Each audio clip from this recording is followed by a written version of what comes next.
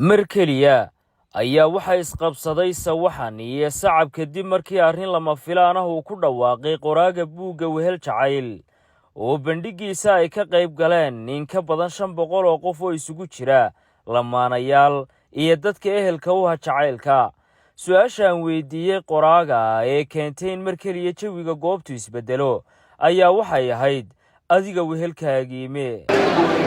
عيدروس سؤال أنت أنا كجوابين وحلي عاو أنا وهلكي هل كم ودح بديا مكان إيه هلا يسوقو أنا قاعد أسوق بصدارة بالواية أنت أنا قاعد أسوق بصدارة هل كان حاجوتشرا هل كان واحد كوتشرا هدية قالقة إن عاو قدوسين دونا قفك نرش إذا أوطوري أو قوتنا فديدا مكان هلا يرسوقو هلا دورير بل عبد السمد بن ويجي دونا وهلك وهلك إنوكينو سيدا وهلكي سيكون أغلي يا رمالح أنا شكو خينا عبد السمد يمني سيكون ويجي دونا قفك نرش أوطورتي روح فديا قوتن هذا هو قصي صعدا لما قرنا يوقف كويا هاي أنا قاوم ما قرنا يوقف كيجا قاعد أسوق هذا هو يأكلوكتا تبغى ينقطعها هو حبريدا نرشيدي فرحتيدي قفكي أن تريد أن تشعلا وقفكي مركي أن قري بوك هدية جعيل كرفكي كتاجنيد وقفك ما تو أن قريو أن صوبنا كي بوك وهل جعيل إلى شوكتا جعيل كيبو وحو لسنا مدو أفر سنة هذا هو أفر سنة شرسدي وحيابا عجاب كيدي هيا وحكمدا إنه ساكا مهركا يقول عين هيا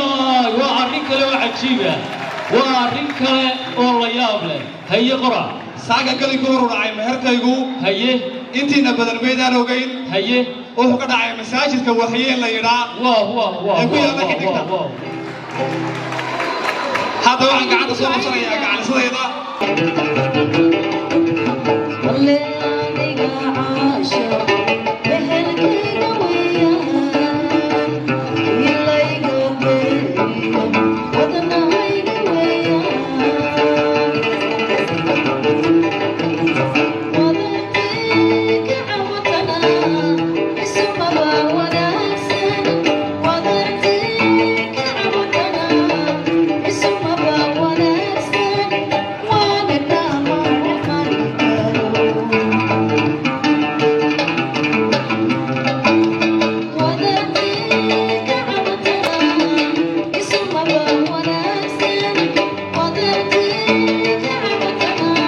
subaxdii ayuu meherkiisii ka dhacay Hargeysa habeennimadkiina waxa uu isla Hargeysa ku daafuray buugga Wehel Jacayl isagoo noloshii kelinimada iyo xidhiidhka jacayl ee soo taxnaa muddada 5 sano ah ku dhow ku soo gabagabeeyay inay isweheshadaan oo nolosha ku midoobaan. waayahay daawadayaal marka laga yimaado bandhigga buugga halkan oo ah masjidka Alwaxyiin ee ku yaala bartamaha magaalada Hargeysa waxa ka dhacay meherka ay nolosha ku midoobayaan Cabdisamed Awdaahir Sumcadda oo ah qoraaga buugga Wehel Jacayl iyo sidoo kale xaaskiisa Nimco. bal waxaan wada daawan doonaa balqaabka meherkaas u dhacay iyo madasha ina mariya Cabdisamed Nimco Ibrahim Xasan oo waligeedu wilaayada ugu wareejiyay waxaan kugu guuriyay Ilaahay kitaabkiisa iyo sunnaha Nabiga sallallahu alayhi wasallam waad aqbashay meherkeeda iyo guurkeeda وأنا أقبل المهر كذا. بارك الله لك وبارك عليك وجمع بينكما بالخير. والأدو Cabdisamed ahaan waxaad ku dooratay in maalintan ay labada xafladood ee waaweyn ee aadka miisaanka weyn ay isugu kaabiiraan waxaad ku jeclaatay maalinta runtii hal sababo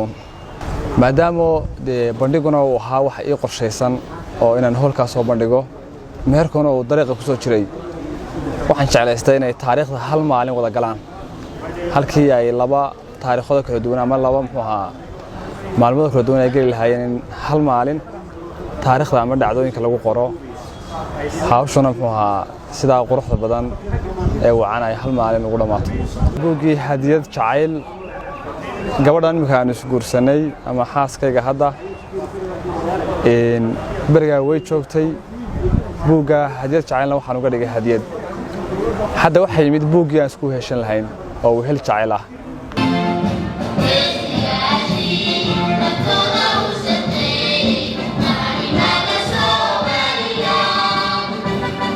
waxaa lagu caweeyey heese jacayla waxaa la soo bandhigay qisooyinka lamaane aragga naafaka kuwa ajaaniib iyo Soomaali ah kuwa fariimo jacayl dartood jacayl dhiig ugu qoray iyo lamaanayaal dhalinyaro ah oo madasha dhexdeeda isku weydaarsaday fariimo jacayla oo soo jeedatay ka qaybgalayaasha bandhiga